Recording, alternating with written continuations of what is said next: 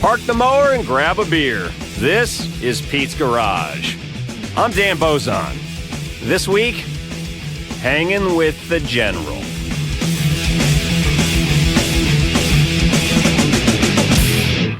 The General wonders if you'd like to join him up front.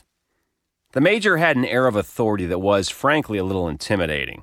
She'd made the short walk to the back of the plane where two of my fellow Naval Academy midshipmen and I were seated. While she'd presented the General's offer as a suggestion, it was anything but. Put another way, the Major's message was, get your asses to the front of the plane. Now. Okay. And why exactly did an Air Force Lieutenant General want to see three lowly midshipmen? Didn't matter. Not inclined to argue with a commissioned officer, particularly one whose boss wore 3 stars, we obediently followed her to the front of the plane. The General came in view after a few steps. He was seated in the frontmost seat, facing aft, thumbing through a briefing binder. He wore reading glasses on the end of his nose and an Ike jacket with his name and 3 silver stars embroidered on the left breast. It was the same type of jacket you saw the president wear on Air Force One. Frickin' Air Force, I thought. They have the nicest swag. I was first in line behind the Major as we made our way up the aisle. Upon closing within 5 steps of the General's seat, he looked up from his binder. Shit! His generalness hit me full force the moment his gaze rested upon me. The Major nodded at me, a clear directive to present myself to her boss. Midshipman 4th Class Bozon, sir. I understand you wanted to see us, General? A come-around with an Air Force 3-star was exactly the last thing any of us wanted. My buddies and I had really hoped to leave all this yes sir, no sir stuff behind for a while. It was spring break, after all, a respite from the dark ages of our Academy plebe year. We'd left Annapolis that afternoon with a destination, but no real plan. Puerto Rico, that's all we knew. How we'd get there, where we'd stay, or how we'd get back, well, those details would have to sort themselves out.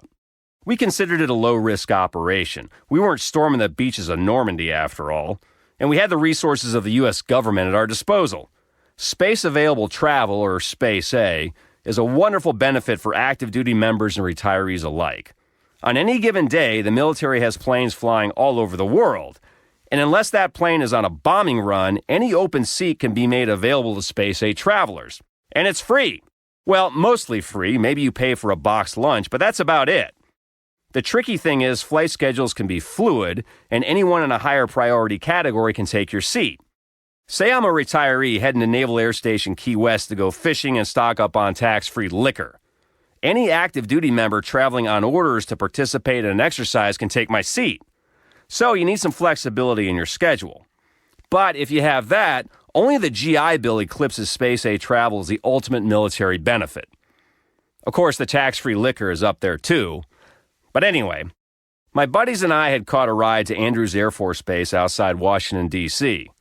From there, we planned to leapfrog our way to the Caribbean, hopefully landing at U.S. Naval Station Roosevelt Roads, Puerto Rico before the end of the weekend. Upon checking in at the Space A counter at Andrews, we learned there were no direct flights available to Puerto Rico. No worries, we thought. We'll just catch anything going south. This is interesting, the airman managing the counter told us. I have 3 seats available on an executive jet going to Maxwell. It was an Air Force Gulfstream taking some general to Maxwell Air Force Base in Montgomery, Alabama. You don't see those seats available for Space A very often, the airman said. Whatever. If it was going south, we'd take it. An hour later, my buddies and I walked out to the far side of the tarmac to the glistening Gulfstream. The crew was walking around the exterior of the aircraft doing a pre-flight inspection.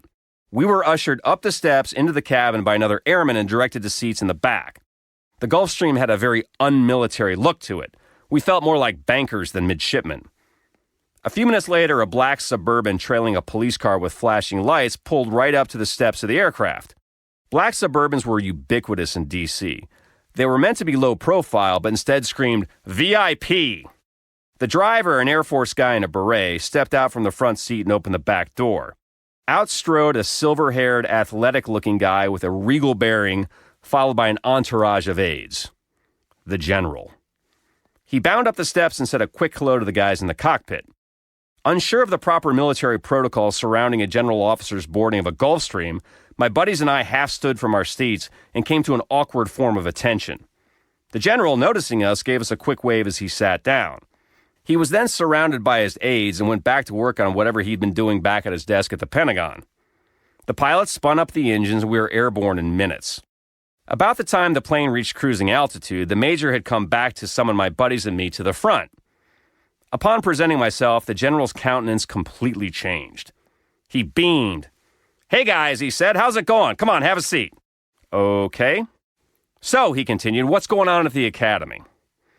We soon learned the general was an Air Force Academy graduate from the late 60s and had a son there a year ahead of us. He told us about all the crazy shit they had done at the academy back in his day. We, in turn, told him what level of punishment in today's academy such stunts would likely merit. "I'm pretty sure you'd get kicked out for that stuff today, General," my buddy offered. The general loved that. We then talked aviation. The general had significant combat experience in some of the greatest tactical aircraft of all time, including the venerable F-4 Phantom. Each of us midshipmen was an aspiring aviator, so we ate it up. The conversation continued uninterrupted for the remainder of the flight. The general, it turned out, was positively delightful. We laughed a lot, all of us. We hardly noticed when the plane landed and taxied to a stop at Maxwell. "Well, this is where I get off," the general said. He seemed almost disappointed. "One more thing, guys," the general offered. "I know it sounds strange, but try to enjoy your time at the academy. It goes fast." It was a nostalgic moment for him. Perhaps it did people like the general some good to set aside the crushing weight of responsibility under which they operated to relive their cadet days every once in a while. A member of the flight crew had already lowered the stairs of the aircraft down to the tarmac. Not wanting to overstay our welcome, we bid the general farewell and headed for the exit. Once again, I was in the lead.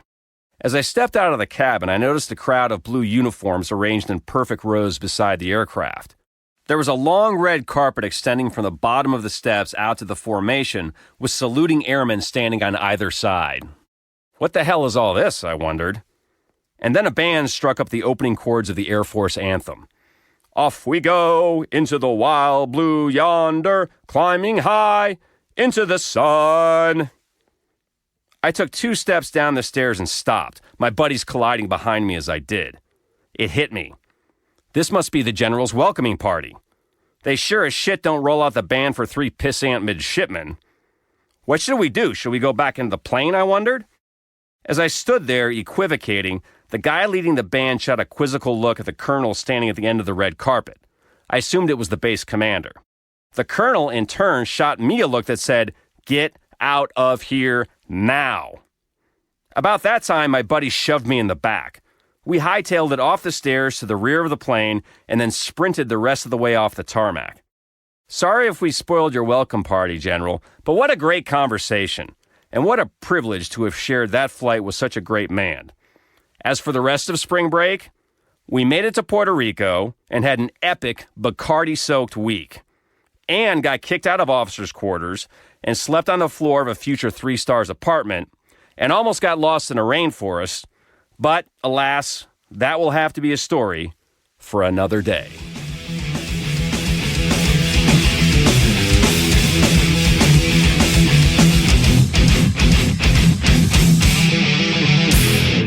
Thanks for listening. You can check out other episodes and stories from the Pete's Garage blog over at the website, danbozon.com. That's DANBOZUNG.com.